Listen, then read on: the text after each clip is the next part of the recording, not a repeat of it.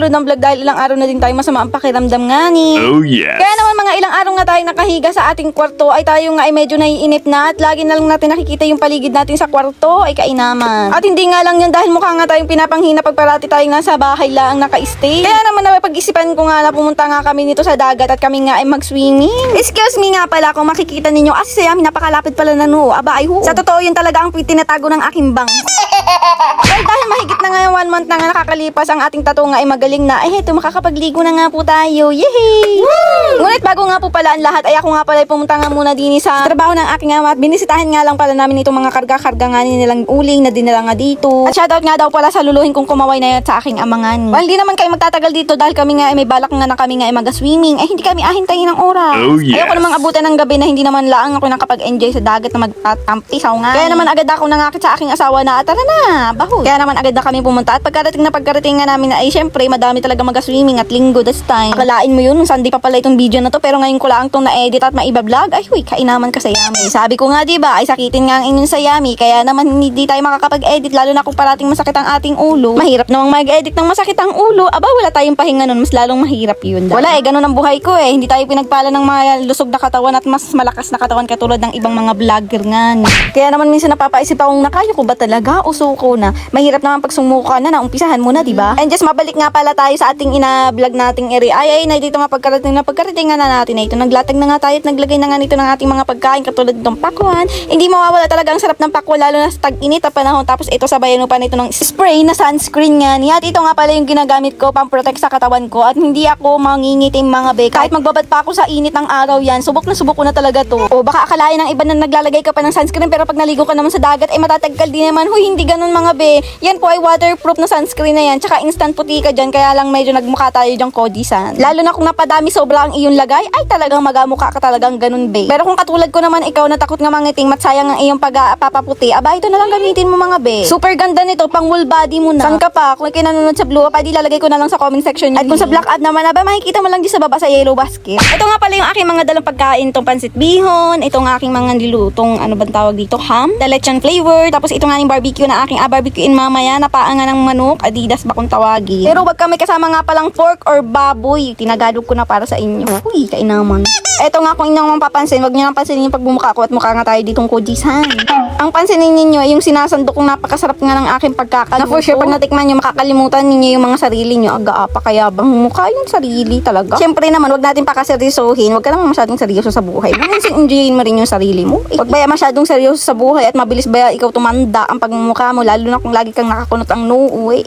Gulat nga ako dito sa part na to dahil meron na nga bit-bit na prutas daw itong aking asawa na to. Wild fruit baga kung tawagin para sa atin dahil hindi naman natin to alam eh. Mali ako lang pala ang hindi nakakaalam niya rin fruit na ito. Baka kayo alam ninyo at nakakain nyo. Pero sabi naman ng aking asawa is edible naman daw to talagang itong nakakain at prutas din daw ito. At matamis daw ang lasa na rin. Inapatikman nga niya sa akin pero parang ayaw ko tumikim dahil ako nababanot. Di ko nga ni alam ko anong klaseng prutas yan ay kainaman. Ay, inayawan ko ba yan naman talaga ng pagkatodo-todo at ayaw ko ba yan madamay kung sumakit man ng tiyan niya. Di siya laang, di ba ga? Kayo ba ano bang tawag sa inyo nito? Yung sa sobrang init nga dito nga kami nagpalipas ng tanghalian para naman hanggang hapunan na yan dito pa rin kami sa dagat. Sa totoo lang talaga ay sobrang init na talaga ng panahon ngayon at kamahirap ba yan naman sa bahay lang ang sobrang kainitan danggang init. Iba-iba baga ang feeling pag nasa dagat kasi nga mahalakas ang hangin, presko tapos pag gusto mong tumulbog adi matulbog ka syempre. Ikaw pa malabong di maligo sa dagat ay sobrang init ang panahon. Iba na lang kung ikita ko talagang mga team o madali ng salabay baga sa dagat. Kasabihan sa mga babaeng ay meron ako baka man mamula ang dagat. Huy hindi big, di totoo yun. Bilang isang babae naliligo ba kayo ng ganoon? Ako oo. Basta bagay wag mo lang apaalamay pag hindi tilay talaga silang mandidiri sa'yo. Sabihin lang ay ang ganlansa. Huwag ka masadya ng madumi ang dagat. Kahit ano pang gawin ninyo, madumi na talaga yan. Minsan nga ni mapapansin mo pang mayroon na nga nakalutang. Hoy. Tapos papalapit sa'yo ano, ay kainaman. Kaya dito nga sa part na nga nito ay kami nga ay mag-swimming na. Meron nga pala akong nakuha dito pwede mapaglaruan ng bibi ko na crab na bumabaon ba sa buhangin. Hindi ko nga alam kung anong tawag dito. Kayo nang bahala. Sa totoo lang baya ako baya ay lumaking malapit sa dagat. Tapos ang aking ama ay mangingisda noon. Ay hey, lumaki nga niya ako sa dagat na walang alam. May pangalan ng mga isda, hindi ko nga ni alam. Wala, may pangalan baga nga niya ang isda. Aba ay maliwari ko'y tawag yun ining.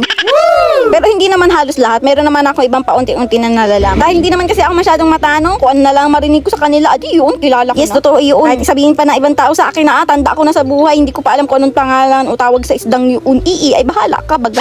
And this time nga heto, for the moment nga lang nito naming baby na iri ay kami nga nag-enjoy nga ni taga-tampisaw. O moment namin dalawang mag-ina yan. Ganyan talaga kami maglalaro ay sa dagat pa talaga. Minsan kailangan mo talagang maging isip bata para sa anak mo. Yes, ganyan yun. Sinong relate dyan?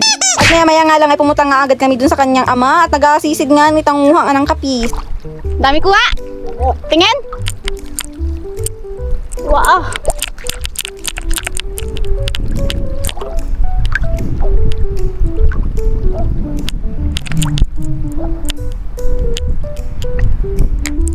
Naninisid lang yan. Tingin. Papa, lami pa, ano, karap yan. Wow. Kapis na naman. Habang naninisid nga ng kapis itong asawa ko, ako naman ay nangangapa gamit ang paa, itong mga maliliit na parang shell. Nahibasan baga, kasi napakaliliit nga. Katapos nga maya nga lang pala, ay nagpaapoy na nga ni ako ni Riet, ako'y galuto nga ni ng barbecue habang mga ngain. Kaso nga nila, ang sobrang lakas nga nila ang talaga ng hangin this time at hirap na hirap nga ako magpaapoy. Kaya naman ang ginawa ko, naghukay ako at inilagay ko sa ilalim na. Ay mali, medyo malalim na ang pagkakalagay ko ng aking uling. Magugulat na kayong kumagadang gabagay, humadang gayaan para kalaang din namang nakapag Girl Scout at Boy Scout niyan kung alam mo yan. Kukuha ko nga pala yung ganitong klaseng pagluluto is yung natutunan ko sa pag-Girl Scout. Anong kalala? Naalala ko kasi noon na kami nga ay nagtuturbo nga kami ng manok. At syempre, para makapagturbo ka ng manok, maghuhukay ka nga. Kaibahan nga lang pala sa paggagawa nun is hinuhukay tapos lalagyan mo pa naman kinis na bato. Saka mo naman papatungan ng uling. Basta madali lang yun. Baka nga pag meron akong time gagawin ko yun. Mas masarap at mas malasa pag di kayo nagturbong manok, daig mo pa ang naka-oven. Kaso nga nila ay mahagad nga nila ang talaga sa oras at paypay baga nga. Na kahit baka gaano kalakas ang hangin na yan, na hindi baga ako mapipigilan nito magluto at mag-barbecue ni rin pa ang ani ng manok. Ay kasaya pa yan naman, kain po. One eternity later. Well, inabot na nga pala tayo dito ng gabi at eto nga tayo ngayon naglilipat na nitong ating padanggang uli. Sa kadahilanan ngang nawawala na nga ang lakas ng hangin at medyo hindi na tayo nakakapagpaluto ng maayos-ayos. Kaya naman itong ating ganap, eto, barbecue with a mukbang. At maya-maya lang din ay kami nga mangingila. Ngunit bago nga pala matapos itong ating vlog, inais ko nga munang ma-shoutout si Ana Mariel na isa nga pala natin siyang top fan follower. Thank you sa'yo sa pag-comment. Well, hanggang dito nga lang pala yung nabidyohan ko at hindi na nga pala kami nakapag-start dito mangilaw dahil yung aking bibi nga ay nako, eto, bagsak. At dahil hanggang dito na lang, huwag nyo naman kalimutan mag-like and follow, share dito lang sa ating Sayami Vlog. Thank you po sa inyong panonood. Thank you very much. Kaya naman, bye-bye.